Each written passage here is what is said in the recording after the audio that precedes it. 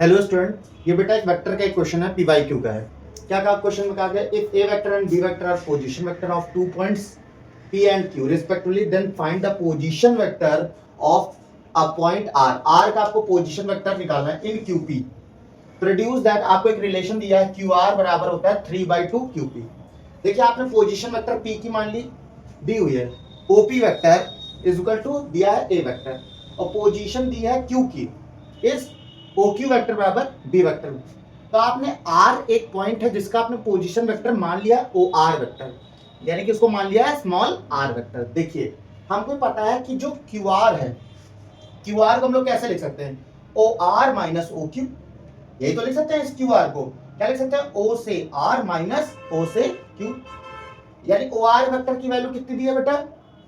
Are vector. O Q vector की value कितनी दी है? B vector. R vector minus B vector. इसी तरह आप ओ क्यूपी वेक्टर को क्या लिख सकते हैं?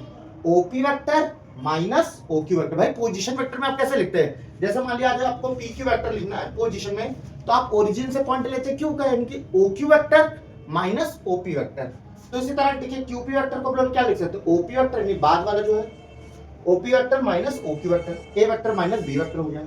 अब आपको पता है ये कंडीशन दी है, क्यू आर वेक्टर की वैल्यू इतनी दी है, तो क्यू आर वेक्टर बराबर 3/2 क्यूपी वेक्टर। तो क्यू आर वेक्टर की वैल्यू पुट किया R vector minus B vector, अब बराबर 3/2 QP vector value A vector minus B vector, divide का उधर गया तो मल्टीप्लाई में। हमको आर वेक्टर की वैल्यू बेटा निकालनी थी, यही तो पोजीशन वेक्टर माना था हमने, तो माइनस का भी उधर गया तो प्लस का भी हो गया।